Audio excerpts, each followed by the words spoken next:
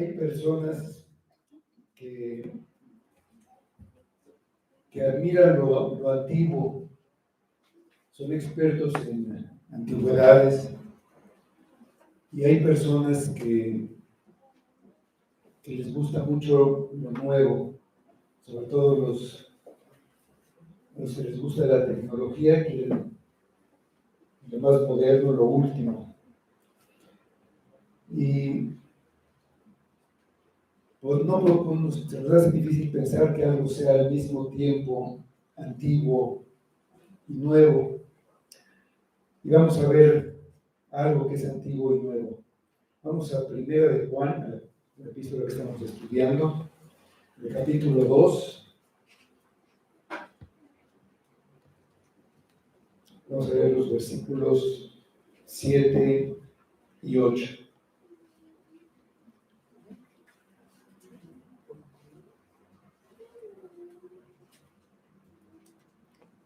Dice así la palabra de Dios. Hermanos, no os escribo mandamiento nuevo, sino el mandamiento antiguo que habéis tenido desde el principio. Este mandamiento antiguo es la palabra que habéis oído desde el principio. Sin embargo, os escribo un mandamiento nuevo que es verdadero en él y en vosotros, porque las tinieblas van pasando y la luz verdadera ya alumbra. Vamos a orar. Señor, te damos gracias por tu palabra. Hemos estado leyendo, hemos estado cantando acerca de los mandamientos y te damos gracias porque tenemos estos mandamientos que nos revelan tu voluntad, la voluntad que tú revelas para tu pueblo y que la tenemos con nosotros. De esta manera te conocemos y tenemos una guía segura de nuestra vida. Te pedimos tu presencia, de tu Espíritu, para que esta palabra llegue hasta lo más hondo de nuestro corazón, cambie nuestro entendimiento, nuestra manera de ver las cosas, de vivir, y que nos acerque más a Cristo, que nos des comunión con Él por medio de tu Espíritu, y que tú edifiques a tu iglesia por medio de tu palabra. Todo lo pedimos en nombre de Cristo y que sea para tu gloria. Amén. Bueno, el apóstol Juan ha estado insistiendo en la importancia de la santificación de sus lectores. Él les dice, les escribí estas cosas para que no pequéis. Ahí en el versículo 1. Lo que escribe es para eso. Sigue diciendo que nosotros sabemos que conocemos a Dios si guardamos sus mandamientos. Y el que dice, yo lo conozco, pero no guarda sus mandamientos, es mentiroso. El que guarda su palabra sabe que está en Cristo, y el que dice que permanece unido a Cristo debe andar como Él anduvo. Todo esto es un claro llamado a buscar la santidad en la vida diaria, que necesariamente pasa por el deseo y el esfuerzo por obedecer los mandamientos. Eso es santificación. Y Juan no está hablando de la salvación. La salvación no se gana ni se obtiene por buenas obras,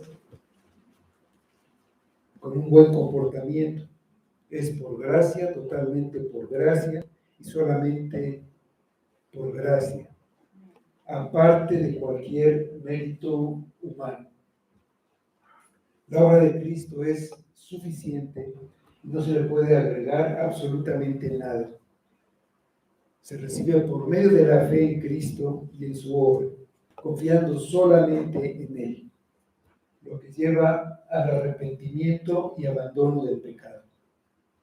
Pues Juan está dando las pautas para que los creyentes puedan tener la seguridad de que fueron verdaderamente salvados y no están engañados pensando en que son salvos porque hicieron méritos, porque ellos mismos lo afirman, lo dicen, simplemente porque, pues, como muchos piensan, se pone en una balanza lo bueno y lo malo que hicieron y pesa más lo bueno, entonces, que han hecho más cosas buenas o simplemente son buenas personas.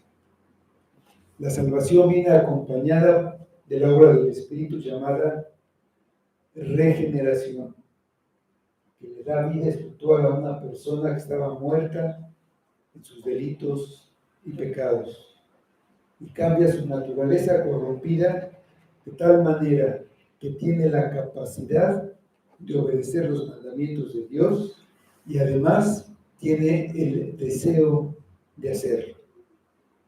Siempre hay un fruto que puede verse en la manera en que se vive. Y es lo que Juan está exponiendo. La persona no obedece los mandamientos para salvarse. Los guarda porque ha sido salvada. No los guarda perfectamente porque es imposible para un ser humano imperfecto, pero si su estilo de vida es el de vivir en el pecado, se está engañando. No ha sido salvado sin importar lo que crea, diga o piense. Juan ya señaló que un creyente tiene comunión con Dios, por lo que anda en luz y su manera de vivir es alejada de las tinieblas que representan la maldad y el pecado. Y tiene comunión con los que también están en luz. Un creyente reconoce su pecado, que es toda desobediencia a los mandamientos, a la ley de Dios, y lo confiesa para ser perdonado y limpiado. Una prueba verdaderamente confiable de haber sido salvado, mucho más que cualquier experiencia que se pueda tener, como tener visiones, hablar en lenguas o cualquier otra experiencia mística. Mucho más confiable que cualquier sentimiento o sensación. Y mucho más seguro que los conocimientos que se puedan tener de teología, de griego, o conocimientos superiores o secretos que nadie más tiene, es cómo se vive la vida diaria, cómo se anda en este mundo. De ahí que la manera de saber si alguien está unido a Cristo o no es si guarda los mandamientos o no. Obedecer los mandamientos de Dios es un fruto visible de la salvación. Solamente lo hace quien ha entendido que Dios es luz, es decir, que Dios es santo, sin ninguna tinieblas en él, mientras que Él es un pecador, es decir, alguien que ha desobedecido sus mandamientos y por lo tanto no tiene comunión con Él. Y se llena de terror al ver su condición de merecedor de toda la ira de Dios, pero no solamente eso, sino también se llena de dolor por haber ofendido al que le debe todo lo que es y todo lo que tiene, del que ha recibido todo y es el único digno de recibir adoración y obediencia. Entonces se arrepiente y se vuelve de su pecado lo aborrece y se aleja de él. Al mismo tiempo, al ver que es incapaz de solucionar el problema que le ha causado su pecado, ve a Cristo y su obra en la cruz a su favor y confía solo en él, creyendo sin ninguna duda que la sangre de Jesucristo, el Hijo de Dios, lo limpia de todo pecado. Es lo que ha dicho Juan en su carta. Las dos cosas son necesarias: arrepentimiento para con Dios y fe en Jesucristo. Como también lo dijo Pablo a los ancianos de la ciudad de Éfeso, de esa iglesia, unos años antes. Allí en Hechos 20-21, él ha dicho llamar a estos ancianos, y dice lo que ha hecho, dice, testificando a judíos y a gentiles acerca del arrepentimiento para con Dios y de la fe en nuestro Señor Jesucristo. Las dos cosas. El solo arrepentimiento no es suficiente. Un ejemplo de esto es Judas. Era ladrón y codicioso, además de muchas otras cosas. Vendió a su maestro y al ver que lo condenaron, se arrepintió. Él tenía en su mano las 30 monedas que codició y atesoró. Sin embargo, las arrojó al suelo y gritó: yo he pecado entregando sangre inocente. Experimentó un gran dolor por su pecado, pero salió y se ahorcó y fue al infierno. El problema con su arrepentimiento es que no pudo creer que podía ser perdonado. No pudo entender la misericordia de Dios en Cristo. No fue capaz de creer en el perdón de sus pecados que Cristo mismo le había predicado.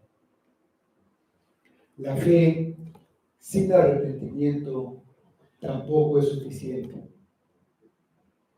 El que dice, yo amo a Jesús, creo en Cristo, es mi Salvador, yo predico a Cristo, soy salvo, me declaro salvo por fe, pero no se ha arrepentido, no ha dejado su pecado, es decir, no obedece los mandamientos de Dios, Cristo le dice, no todo el que me dice Señor, Señor, entrará en el reino de los cielos, sino el que hace la voluntad de mi Padre que está en los cielos.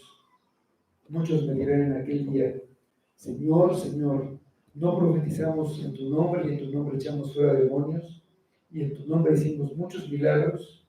Entonces les declararé, nunca os conocí, apartados de mí, hacedores de maldad.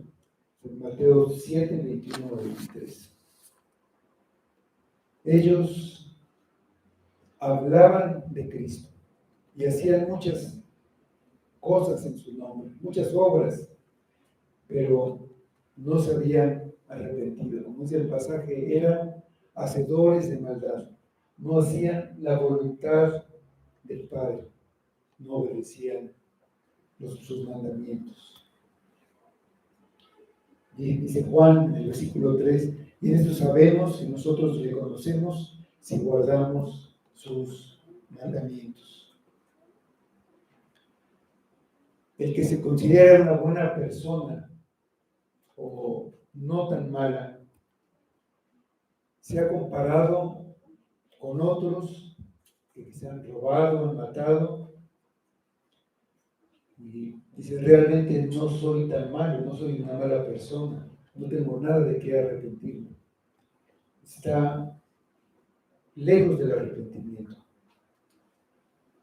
No te compares con alguien. Siempre habrá alguien que te supere en maldad. Por el contrario, mira a Dios sentado en su trono, como lo vio Isaías, y oyó: Santo, santo, santo. Entonces, mírate a ti y oirás: pecador, pecador, pecador. No has cumplido los mandamientos. Ahora, arrepiéntete. Los dos, el arrepentimiento y la fe, son dones de Dios y vienen juntos en la salvación. La obra del Espíritu cambia la mente y el corazón de la persona a la que salva. Ese cambio del interior da como resultado un fruto que se ve exteriormente: la obediencia a los mandamientos de Dios. Esa obediencia es porque el árbol malo ha sido cambiado en un árbol bueno. Esa es la salvación. Es un fruto verdadero que indica la nueva naturaleza del árbol. El fruto no salva, solo indica lo que pasó en el árbol. Eso me recuerda los árboles que se adornan en la época de Navidad. Se les ponen esferas de colores hermosas que simulan un fruto, pero son frutos falsos. Y todos saben que ese árbol no tiene vida, y a veces es hasta un árbol artificial. Es como un hombre con mucho dinero que hace muchas obras de caridad: hospitales para gente pobre, orfanatos, asilos para ancianos. Lo hace por diferentes motivos: porque perdió un ser querido, por remordimiento, por reducir impuestos, por sentirse bueno y querido, porque no sabe qué hacer con su dinero. Cualquiera que sea el motivo, no es un fruto de arrepentimiento, y sus buenas obras no lo salvarán. No son obras dignas de arrepentimiento. No son para la gloria de Dios, y en sí mismas son pecado. Solo una persona que ha sido transformada por el Evangelio, solo una persona que se ha arrepentido y ha creído y confiado en Cristo, va a obedecer los mandamientos, va a permanecer en Cristo y andar como Él anduvo, es decir, guardando los mandamientos. Vivir desobedeciendo los mandamientos impide la comunión con Dios, y quien vive así no puede decir que lo conoce. Es el mandamiento antiguo, dice el versículo 7. Hermanos, no os escribo un mandamiento nuevo, sino el mandamiento antiguo que habéis tenido desde el principio. Este mandamiento antiguo es la palabra que habéis oído desde el principio. Entonces vemos que Juan sigue hablando de los mandamientos. Los versículos que siguen a estos dan una aplicación práctica de guardar los mandamientos, con el mandamiento general de amar a los hermanos en Cristo, que vamos a ver la próxima vez. Y aquí lo anticipa al decir que no está dando un mandamiento nuevo, es el mismo mandamiento que había desde el principio. No os escribo mandamiento nuevo. Es una explicación de la doctrina anterior, que el amar a Dios es guardar sus mandamientos. A nadie le gusta que le impongan nuevas obligaciones o responsabilidades. Por ejemplo, que en el trabajo le digan: bueno, además de lo que ya hacías, ahora tienes que hacer esto y esto más. Muchos van a protestar, ¿no? Por eso Juan aclara que no está añadiendo nada nuevo respecto al amor. Que lo que va a decir lo han oído desde el principio y ha estado vigente por mucho tiempo. Ha dejado establecido que para que una persona sepa que es un verdadero creyente, tiene que guardar los mandamientos de Dios. La voluntad primordial de Dios es que lo amemos a Él, el primer mandamiento, el más grande mandamiento. Y en segundo lugar, que amemos a nuestro prójimo como a nosotros mismos. Por lo que una de las maneras específicas en que guardamos los mandamientos y comprobamos que tenemos comunión con Dios es amando a nuestros hermanos. Si los amamos, estamos cumpliendo la ley, es decir, estamos cumpliendo los mandamientos.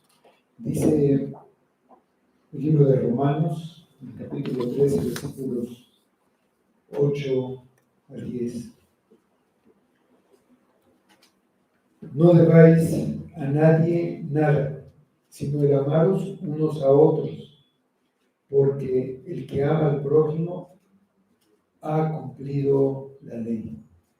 Porque no adulterarás, no matarás, no hurtarás, no dirás falso testimonio, no codiciarás, y cualquier otro mandamiento en esta sentencia se resume: amarás a tu prójimo como a ti mismo.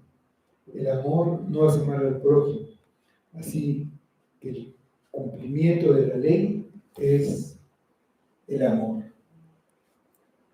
Pues Juan se está apoyando en las Escrituras. Lo que va a escribir es un mandamiento que estos lectores de su carta tenían desde el principio. No es algo que esté imponiendo él. Los mandamientos de Dios, la responsabilidad para amar a nuestros hermanos en Cristo, es algo que ha existido siempre y nunca ha cambiado. La obligación de obedecer a Dios y sus mandamientos ha existido desde el principio. Es una obligación en el presente y lo será en el futuro. En general está hablando de todos los mandamientos de Dios. Es lo que se entiende en el versículo 4. El que dice, yo le conozco, y no guarda sus mandamientos, el tal es mentiroso y la verdad no está en él. Pero por lo que escribe en los siguientes versículos, específicamente se está refiriendo al mandamiento que tiene un verdadero creyente de amar a sus hermanos en Cristo. Eso vamos a entrar en detalle la siguiente vez. Este es un mandamiento antiguo que el pueblo de Dios ha tenido desde el principio. De esta descripción podemos ver que no es un mandamiento humano, algo inventado por algún ser humano, sino que es un mandamiento divino. No es un mandamiento nuevo en el sentido que fue algo impuesto sobre los lectores de la carta por Juan o por los otros apóstoles, sino algo que Cristo mismo había enseñado y algo que había sido enseñado al pueblo de Dios desde el principio. Cristo también lo llama a esto mismo un mandamiento nuevo. Él dijo en el Evangelio de Juan: un mandamiento nuevo os doy, que os améis unos a otros como yo os he amado, que también os améis unos a otros. En esto conocerán todos que sois mis discípulos, si tuvierais amor los unos con los otros. En el aposento alto, En la última cena, cuando instituyó la cena del Señor, dio a sus discípulos este mandato que fue de gran impacto entre los primeros cristianos. Y la obediencia a este mandamiento los distinguió de los paganos, que decían de ellos, que decían de los cristianos: mirad cómo se aman, mirad cómo están dispuestos a morir el uno por el otro. Pues Jesús llama a este mandamiento un mandamiento nuevo que Él da a sus discípulos, y también dice que si lo cumplen, todos sabrán que son sus discípulos. Ese saber o conocer quién es un discípulo y quién no ha sido la preocupación de Juan a lo largo de esta carta.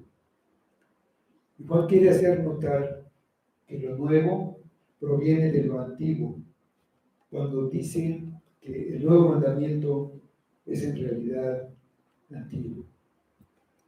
Después de decir eso, vuelve a expresar que lo que está escribiendo es un nuevo mandamiento. Él está interesado en el concepto de un mandamiento, en las palabras nuevo y antiguo. Y todavía no dice cuál es ese mandamiento. Lo voy a entender en los siguientes versículos, que se trata del bien conocido mandamiento de amarse unos a otros. Juan no lo puede llamar un nuevo mandamiento.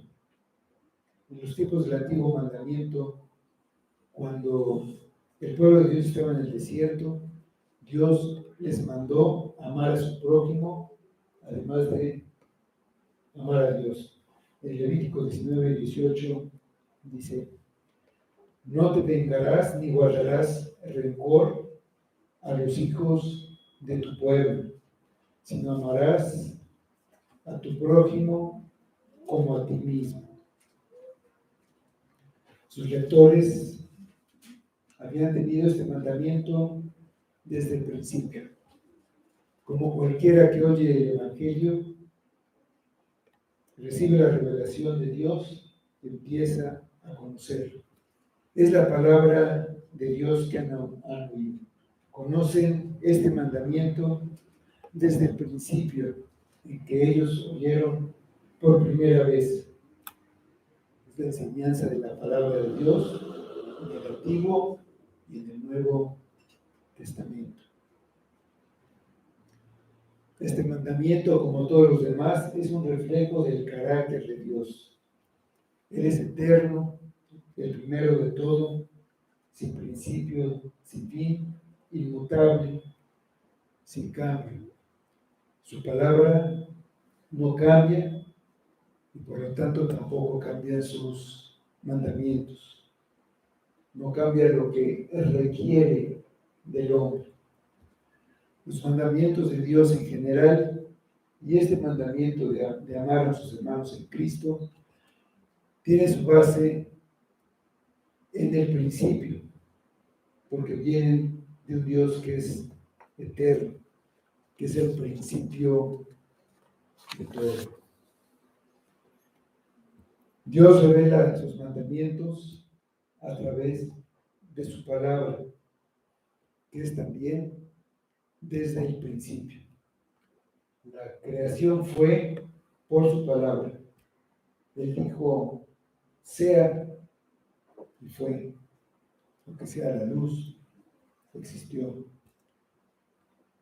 Lo que Dios manda es su voluntad y su pueblo la debe cumplir. La primera vez que mandó algo a su pueblo fue en el jardín del Edén. Le dijo: no comerás del árbol de la ciencia del bien y del mal. Ya más adelante en el Éxodo vemos los 10 mandamientos que dio a Moisés para guiar a su pueblo. Y hay otros mandatos con los que dirige a su pueblo. Lo que es de esperarse es que el pueblo de Dios, alguien que pertenece a ese pueblo, obedezca los mandamientos. La rebeldía sería un rasgo de quien no es parte del pueblo de Dios. Un rebelde es un enemigo que desprecia los beneficios que todavía sigue recibiendo por gracia. La rebeldía demuestra ingratitud. Este mandamiento que tiene en mente Juan debe ser obedecido porque es antiguo, siempre ha existido, desde el principio. Tiene origen en Dios y es reflejo de su carácter. Como va a decir un poco más adelante Juan en su carta, Dios es amor. Debe ser obedecido porque está en su palabra. Es por tanto su voluntad revelada para su pueblo. Y debe ser obedecido porque al mismo tiempo es un mandamiento nuevo con motivo de Cristo y su obra. En el versículo 8 tenemos el mandamiento nuevo. Dice este versículo: sin embargo, os escribo un mandamiento nuevo, que es verdadero en él y en vosotros, porque las tinieblas van pasando y la luz verdadera ya alumbra. Y parece contradecir lo que escribió: no os escribo un mandamiento nuevo.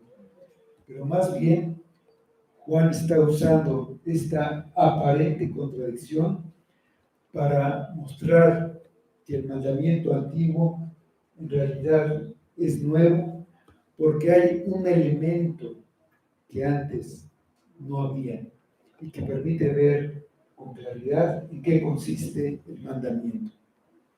Que dice: las tinieblas van pasando y la luz verdadera ya alumbra.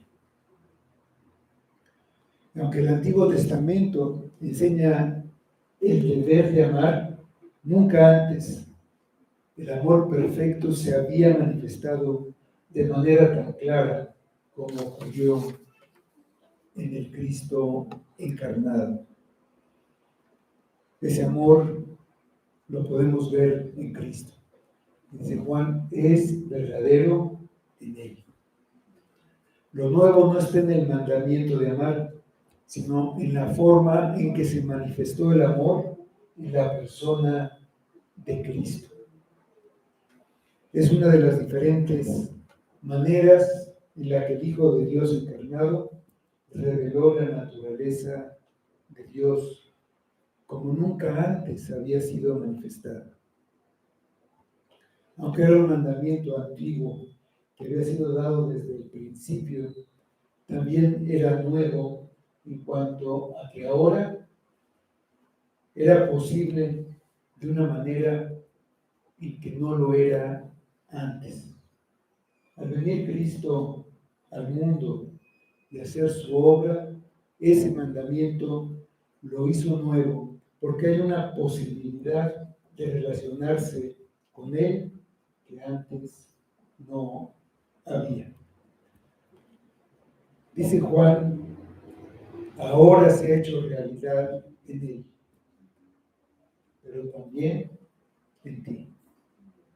Las personas que vivían antes de la encarnación de Cristo tenían ese mandamiento de amar a su prójimo, pero les resultaba demasiado difícil de cumplir. Y ni siquiera lo habían entendido bien, al grado de que Jesús tuvo que darles el verdadero sentido para que lo entendieran. En Mateo 5, 43 a 45, ahí se los explica y les dice: oísteis que fue dicho, amarás a tu prójimo y aborrecerás a tu enemigo. Pero yo os digo: amad a vuestros enemigos, bendecid a los que os maldicen, haced bien a los que os aborrecen y orad por los que os ultrajan y os persiguen, para que seáis hijos de vuestro Padre que está en los cielos. Podría decirse que la humanidad no sabía realmente lo que era el amor hasta que vino Cristo y lo vieron en él. Él mismo lo cumplió y lo llevó a cabo. Amó a su prójimo, como prescribía el Antiguo Testamento, y amó a sus enemigos. De manera que el mandamiento se llevó a cabo en él y es verdadero en él. Mostró una clase de amor que nunca antes se había visto. Siendo inocente, se puso en lugar de pecadores para salvarlos del castigo que merecían y llevarlos al cielo, porque los amó desde la eternidad. Llegó a ser un nuevo mandamiento por los límites a los que llegó. Ninguna ofensa, nada que pudiéramos hacerle, podía convertir en odio el amor de Cristo. Él pudo hasta pedir a Dios que tuviera misericordia de los que lo estaban clavando a la cruz. Y no solo eso, dice Juan, que también se ha hecho realidad en ti, y es verdadero en ti. El nuevo mandamiento es verdad en Cristo y en los cristianos en este sentido.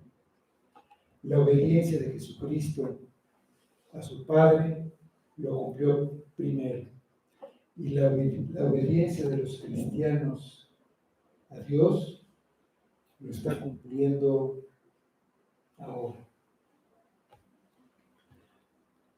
Significa que el Señor Jesucristo ha hecho posible que guardemos este mandamiento de una forma completamente nueva. Como consecuencia de haber recibido una nueva vida en Cristo por el poder del Espíritu Santo, cambiando el corazón. Los creyentes pueden amar al prójimo, pueden amar a sus hermanos de la manera en que Dios lo había mandado desde el principio. Algunos creen que ser cristiano consiste en seguir algunas reglas. Creen que si cumplen estas reglas o prácticas, están viviendo la vida cristiana. No tiene sentido pedir a un no convertido que cumpla los mandamientos, creyendo que de esta manera viviremos en un mundo mejor, sin guerras, sin crímenes. Un incrédulo es incapaz de hacerlo, incapaz de cumplir los mandamientos. No es con un comportamiento más moral, no es con un cambio externo logrado con mejores leyes humanas, con prohibiciones y con castigos severos por no cumplirlas.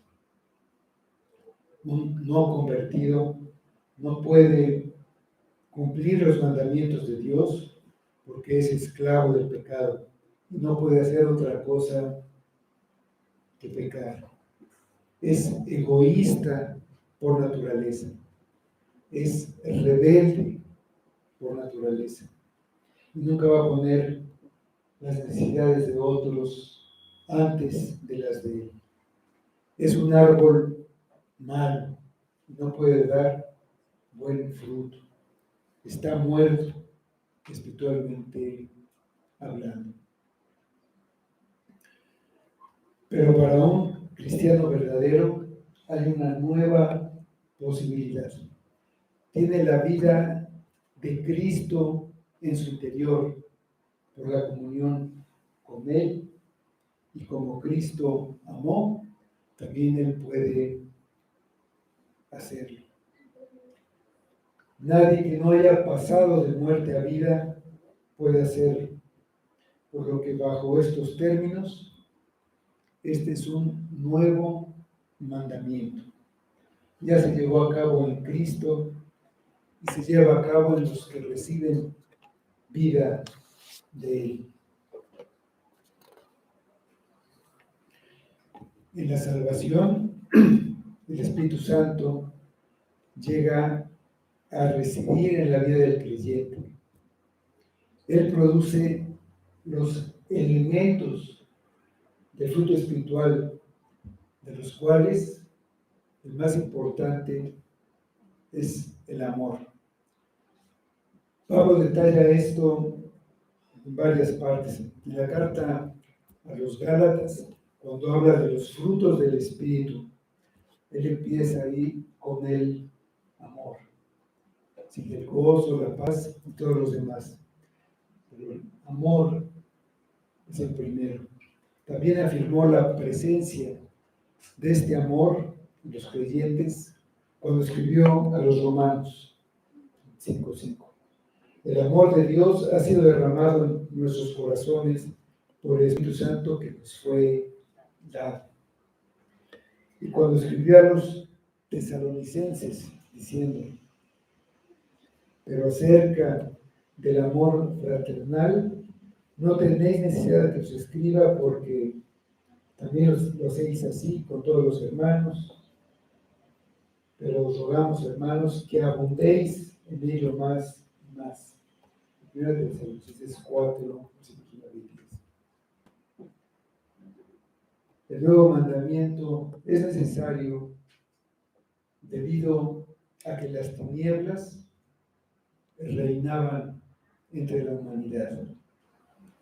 Eso fue antes de que la luz verdadera viniera a este mundo y lo iluminara. Las tinieblas van pasando y no han desaparecido todavía, pero están siendo disipadas por la luz del Evangelio de Cristo, que ilumina a los creyentes. En su Evangelio, Juan identifica a Cristo con la luz verdadera. En Juan 1:9, en el Evangelio de Juan, podemos ver aquella luz verdadera que alumbra a todo hombre, venía a este mundo. Cualquier otra luz que se disipa es un simple reflejo y lleva al desencanto y a la desesperación. La esperanza en una mejor economía o en una nueva vacuna que dicen que es la luz al final del túnel, todo eso se disipa y lleva al desencanto, a la desesperación, porque las circunstancias van a regresar y viene una nueva variante o otras cosas. La luz verdadera ya brilla en este momento. Con su encarnación, Él inauguró su reino y la luz verdadera comenzó a brillar y a vencer a las tinieblas del reino de Satanás.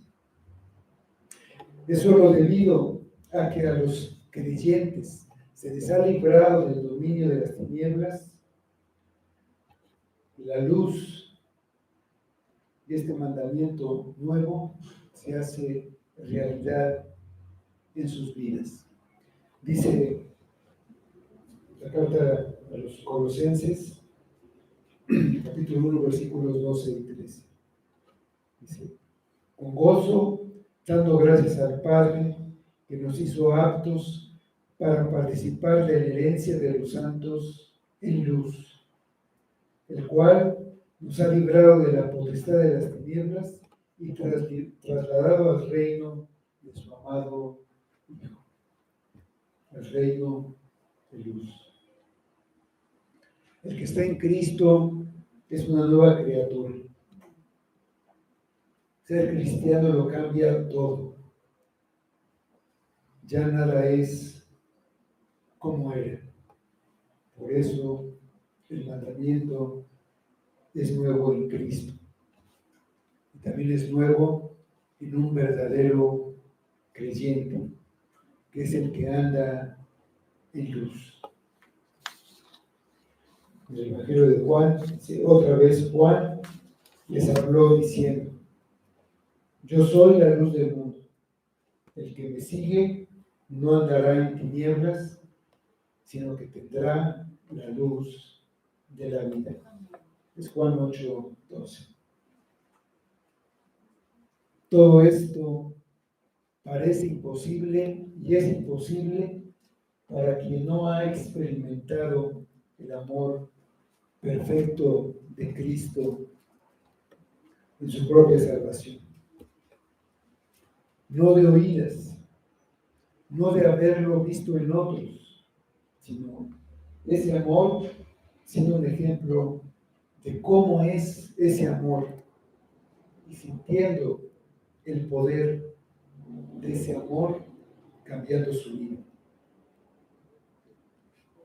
Si tú no has experimentado el amor de Cristo, tu vida no estará gobernada por el amor, que sería la luz, sino por el odio, que son tinieblas, y la oscuridad. Si no obedeces el antiguo y el nuevo mandamiento, y no es parte de tu vida, significa que no conoces a Dios. Sabes que debes arrepentirte y creer. Las dos cosas. Si piensas que no puedes, aunque lo has intentado, entonces clama a Dios que te dé arrepentimiento y fe. Clama y no pares hasta que veas la luz de Cristo. Si estás en la oscuridad y entiendes que no puedes salvarte a ti mismo, Cristo puede. Y en su amor, Él dijo: el que a mí viene, no lo echo fuera. Dijo Dios a Jeremías: clama a mí y yo te responderé y te enseñaré cosas grandes y ocultas que tú no conoces. Jeremías 33:3. También a su pueblo elegido dijo: con amor eterno te he amado, por tanto te prolongué mi misericordia. En 31:3. Clama y no lo dejes hasta que te responda y experimentes el amor de Cristo. Si tú ya has experimentado la salvación, pero luchas por cumplir este mandamiento, no necesitas otro motivo para amar a los demás que Cristo murió por ti. Ante esta demostración de amor, no puedes sino amar a tus hermanos como Cristo te amó. Vamos a ver.